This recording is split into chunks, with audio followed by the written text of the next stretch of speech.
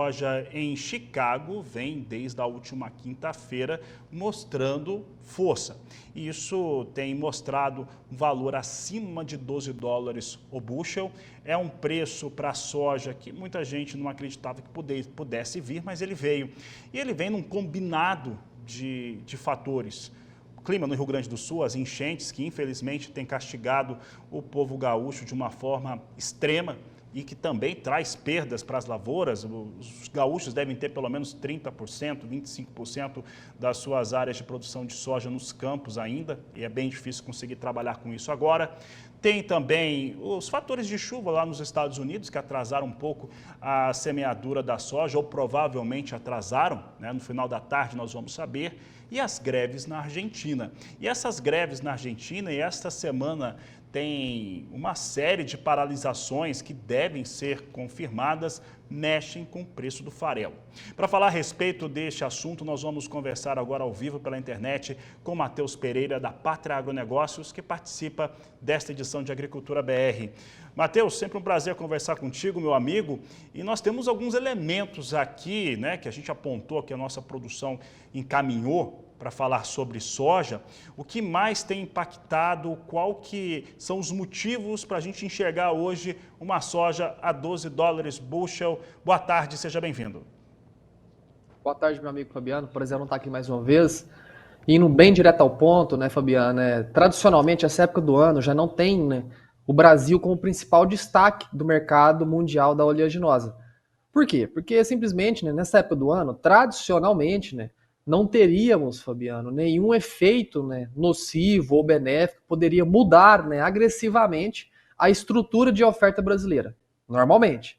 Só que, infelizmente, né, Fabiano, já eventos que vêm se prolongando por mais de uma semana na terra dos nossos compatriotas, né, gaúchos, os efeitos ali daqueles temporais, enchentes, alagamentos, destruição por onde passa realmente as chuvas incessantes, tem colocado, né, mais uma vez o destaque, né, do mercado mundial aqui ao Brasil. Os gaúchos, né, que ainda estão em colheita, tanto de soja quanto de milho, safra de verão, né, ainda tem-se, né, muita soja para ser tirada dos campos em território gaúcho. Então, mais uma vez, né, por infelicidade do destino, o Brasil, né, ganha realmente o destaque, ganha o palco da atenção, né, mundial do mercado da soja. O mercado da soja vem empilhando mais uma vez, né, que de acordo, né, de acordo que a gente consegue mensurar a total perda produtiva no extremo sul do Brasil, né, podemos ter, assim, mais uma vez, né, uma redução de corte de produção total brasileira aqui da soja. Matheus, e aí falando sobre esse fator, né, da soja aqui do Brasil, a soja que normalmente não é destacada nesta época do ano, o que nós vimos no mês de abril, principalmente as 2, 3 últimas semanas, foi uma possibilidade muito interessante de comercialização para o produtor, motivado primeiramente por conta de um dólar muito alto aqui no Brasil. O dólar chegou a 5,20 pelas questões internas, as questões de desequilíbrio fiscal aqui no país, outros elementos externos, mas o dólar foi determinante. E aí, somado a um prêmio interessante para a soja, os preços em reais ficaram muito bons. E agora nós temos um dólar mais enfraquecido, mais acima de R$5, e essa soja mais alta. Isso deve manter o ritmo de comercialização? Ele deve continuar bom, como se via nas semanas finais do mês passado? Olha, Fabiano, assim, não só uma melhora, né, expressiva do mercado da soja a nível mundial, assim como aqui no Brasil, né, que realmente incentivou o negócio no mês de abril, só que principalmente, Fabiano, eu destacaria que o principal motivo, né, para essa aceleração da comercialização nas últimas 3, 4 semanas foi a necessidade, né, financeira do produtor em pagar as contas, né. 30/4, né, é conhecido em todo o país, né, pelo prazo safra, o encerramento de custeios, investimentos rurais, prazos com revendas locais, distribuidoras de peças, né, onde os produtores têm que realmente arcar com as despesas, né, e é necessário nesse período do ano, né, a fim de honrar esses compromissos, com que grande parte dos produtores coloquem, né, soja em negociação. Então a gente viu que não só, né, o mercado um pouco mais animado, mas grande parte do estímulo dessa comercialização que avançou nas últimas 3, 4 semanas foi por necessidade. Necessidade realmente de colocar dinheiro em caixa, né, e honrar com esses compromissos, né, que se encerrariam, né, ao fim do mês de abril. Agora, com o passo segurou a soja até agora, ainda tem FINAME, tem custeios a serem pagos, tá? Ao começo de maio. Porém, a gente vem criando agora o que a gente chama de fator de limitação da oferta comercializável. O que é isso? A soja não deixa de existir. Só que quem já tolerou a venda por agora, Fabiana, acaba tendo capacidade de reter ainda mais as novas comercializações do produto, né? Da soja disponível, seja ela em armazém próprio, seja ela em balcão de cooperativas, pagando armazenagem privada. Então, realmente, a gente vê aqui grande parte dos produtores que reteram a soja até o momento conseguem agora, né, tolerar ainda mais, né, Fabiano, as novas vendas, dado que o principal período, né, de compromissos financeiros em média no Brasil já se passou, que foi o mês de abril, tá? E agora sim a gente vai restringindo a oferta. A restrição da oferta, né, causa uma necessidade, né, Fabiano, que o originador, o comprador de soja, seja um pouco mais eficiente, né, em adquirir o grão, aumentando preços, né, por prêmios de retenção interna da indústria ou os prêmios de exportação, né, que tendem sim a melhorar um pouco mais por agora. Matheus, e aí, dito que você falou agora, qual que é a estratégia para esse produtor que passou, então, por essa situação dos vencimentos e era importante fazer essa comercialização, até porque as propostas que vieram em relação ao governo federal mesmo, dos vencimentos, ele não tirava os juros. Então, aquilo impacta para quem protelou o pagamento, não era bom, né? Jogar para frente, de fato, não era tão interessante assim, mas para muitos foi o que dava para fazer. Pensando nesse produtor que passou por este momento, qual que é a melhor estratégia agora? Segura um pouco mais essa soja? Fabiana, assim, até comentando o mecanismo que o governo federal, né, teve para tentar realmente amenizar, né, os impactos negativos dessa última safra, que não foi uma safra superavitária, não foi uma safra extremamente lucrativa, foi uma safra deficitária para muitos casos aqui dos produtores no Brasil. Não só, né, o mecanismo utilizado ele não foi eficiente, né, de deixar realmente os juros ainda serem pagos, mas também o montante total, né, o volume total financeiro alocado, né, para a distribuição, né, desses impactos negativos não foi o suficiente a nível Brasil. Né? Foram muitos produtores que precisariam, né, de alternativas e já não tinha mais o crédito disponível, né, por ter esgotado realmente a quantidade total ou não ter realmente o acesso, né, direto aonde estavam sendo distribuídos esses créditos. Né? Mas, assim, voltando ao ponto aonde quem já segurou, o que faz por agora, o principal ponto agora, Fabiana, é realmente pôr na papel e caneta, né, pôr na papel e lápis, perdão, realmente qual é a dimensão total do teu gasto em segurar a soja. Hoje, em média, Fabiano, produtor médio, que é aquele que não tem armazenagem, paga quinzenas, paga quebra técnica, não faz o uso da remuneração do capital investido, que é o quê? Dinheiro na mão vale também, né? Tem que ser remunerado, né? Que é o quê? Antecipar uma conta, colocar ele em alocação para recurso fixo, né? Rendas fixas gerando capital todos os meses. Esse custo total, né, financeiro e operacional de carrego da soja, em média, custa R$3 por saca no Brasil. É claro que tem aqueles produtores mais eficientes, armazenagem própria, né, que conseguem tolerar e ter uma redução agressiva desse custo total, mas em média gasta-se R$3 por saca de soja. O que eu quero dizer, Fabiano? Colocando numa continha rápida de juro composto, né, em 3 meses segurando soja, a soja deveria subir mais de R$10 por saca para ter compensado segurar esse grão em mãos. Então, essa conta ela deve ser feita, ela tem que ser colocada realmente em xeque, pois muitas das vezes a gente aguardar a soja subir, empilhar novas altas com o grão na mão, pode ser que acaba que chega daqui 3 meses, a gente acaba que deu elas por elas. Então, a conta financeira tem que ser feita. Se você tem alguma dificuldade, procure a Pátria, a gente consegue trazer uma orientação mais específica para cada caso, Fabiano. Matheus, e aí a gente entra num outro questionamento.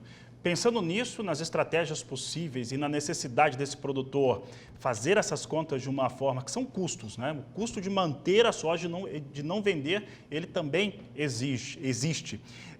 Primeiro, quanto de soja que o Brasil ainda tem, em média, para comercializar, pensando que o Rio Grande do Sul, eu imagino que vai ter uma perda muito forte, né? A soja está ardendo no Rio Grande do Sul por conta das chuvas e os alagamentos, mas quanto de soja ainda teria para comercializar desta primeira campanha 23-24 e o quanto que isso ainda pode influenciar Chicago, ou já foi tudo precificado? Não foi precificado ainda, Fabiano. A gente já desde o começo da semana passada a gente colocou, né? A gente alocou o nosso satélite aqui, que a gente fez a aquisição no ano passado, né? Para fazer o monitoramento geral do que foi realmente impactado, né? Das regiões produtoras de soja e milho dentro do estado gaúcho. O levantamento ainda não foi concluído. Infelizmente, os problemas ainda são recorrentes, né? As chuvas ainda não cessaram de maneira completa, né? Ainda há uma nova rodada de chuvas esperada para o fim dessa semana, que poderá ainda, talvez, né, causar ainda mais impactos nocivos, né? As culturas que estão apodrecendo, estão ardidas, estão germinando no pé, estão sujas de barro, né? Teve regiões ali relatadas por clientes pátria, né, de soja completamente, né, fora de padrão, já de exportação, né? Parecia que precisaria de uma limpeza geral, né? Uma soja que não consegue mais ser padronizada para exportação, inviabilizando realmente a alocação daquele produto, né, de maneira padrão no mercado. Então, ainda é, né, muito dificultoso o levantamento. A Pátria estima, né, de maneira ainda superficial, ainda não foi concluído todo o levantamento via satélite, para a gente ter uma estimativa certeira, Fabiano. Vamos trazer aqui para vocês quando tivermos, tá? Mas estimamos entre 2,4 a 2,8 milhões de toneladas perdidas completamente, ou por falta de padrão, ou simplesmente perdidas por inviabilidade de colheita, né, no território gaúcho, né, que tiraria a soja já dos seus 145, 143 milhões totais produzidas para números ainda mais próximos, né, dos 140 milhões, Fabiano. Então, desses 140 milhões, a Pátria hoje levanta, né, que cerca de 55 a 58% já foi comercializado, ou seja, temos ali algo em torno de 45 a 42 milhões, 42%, né, da safra ainda a ser comercializada aqui no nosso país. É um percentual, quando se olha a média, histórico, ainda elevado, tá? A gente ainda tem percentualmente muita soja para ser comercializada, porém, né, dado uma demanda muito apetitosa, muito agressiva, realmente a gente vai criando, né, essas restrições sobre da onde vai tirar tanta soja para alimentar exportação e consumidor interno. A gente sabe que a conta hoje ela não fecha, se caso a gente realmente tiver uma exportação que se aproxime sequer das 100 milhões de toneladas que foi obtidas, né, no ano passado. A gente sabe que se a gente continuar no ritmo que está atualmente nas exportações, em especial direção China, alcançando próximo a 100 milhões, não vai haver soja o suficiente para abastecer exportação e consumidor interno. Então, realmente, é uma conta, é uma equação que ela tende a justificar ainda mais altas de preços, né, ao longo desses próximos meses, viu, Fabiano? Matheus, e aí para encerrarmos, dito isso, qual que deve ser o estoque de passagem desta safra 23-24? Pensando no ritmo de exportação, esse consumo interno, todas as perdas que já tiveram e aquelas que ainda serão computadas. Qual que é o tamanho desse estoque de passagem? Fabiana, a Pátria hoje estima, né, que não conseguiríamos ter realmente a capacidade de exportação de atingir nem sequer perto dos 100 milhões de toneladas, né? Como eu já falei, é impossível, né, dado esse corte agressivo da produção brasileira, né? Vale lembrar que não estamos nem sequer perto de produzir algo próximo, né, aos 155 milhões de toneladas, como foram produzidas no ano passado, que ainda alguns ainda equivocadamente estimam para a safra brasileira, né? Talvez com falta de empatia, ou talvez até com falta de entendimento prático, né, de como que realmente está a dimensão da safra brasileira. Estimamos uma safra brasileira próxima a 143 milhões de toneladas, exportações em 88 milhões, por inviabilidade, não há produto a ser exportado no Brasil ao longo desse ciclo safra total, né, 2024, que vá conseguir colocar próximo, ou algo sequer perto dos 100 milhões de toneladas, e um estoque final ainda virtual de 2,7 milhões de toneladas no atual momento, sendo o menor estoque desde 2005 aqui no Brasil, Fabiano. Então, realmente é uma equação que, quando a gente vai olhar, né, tentar fazer o próprio advogado contra os nossos levantamentos, né, a gente acha até dificuldade, né, em como dimensionar, né, uma safra total acima de 155, que comportaria sim uma exportação saudável, comportaria um consumidor interno, porém, né, a gente vê que com a realidade mais palpável dentro de campo, a safra brasileira é uma safra deficitária, a gente não tem realmente sobras de soja nesse ciclo safra 24, como muitos ainda, né, equivocadamente alegam, né, aqui ao Brasil, viu, Fabiano? Matheus, eu nem ia te fazer essa pergunta, mas eu vou ter que fazer, porque isso tem a ver com quem está na realidade, quem está fora dela. Na sexta-feira, no próximo dia 10, nós temos um relatório de oferta e demanda do Departamento de Agricultura norte-americano. Esse relatório ainda pode trazer algum peso, né? Porque eu estou imaginando não trazer alteração nenhuma sobre estimativas no Brasil, na safra 23-24, ou até trazer alguma. Isso ainda pode trazer alguma influência para o mercado? Com toda certeza, Fabiano, esse relatório ele é um relatório importante, tá? Até porque nos últimos dois levantamentos do USDA não houve sequer qualquer alteração sobre a oferta total, né, estimada ao Brasil. Tivemos desde então, né, tantos problemas, né, de qualidade da soja argentina, problemas graves de produtividade e qualidade aqui no Brasil, que ainda não foram computados, né, pelo Departamento de Agricultura dos Estados Unidos, o USDA. Então, sim, acreditamos, Fabiano, que nesse levantamento, né, atualizado na sexta-feira, poderemos ter sim cortes, né, um pouco mais intensos sobre a oferta total brasileira de soja estimada, que até o momento, Fabiano, está próximo à lá estimada pelo USDA 1,54, 1,55 milhões de toneladas, que na nossa percepção é impossível de ser alcançado nesse ciclo atual brasileiro.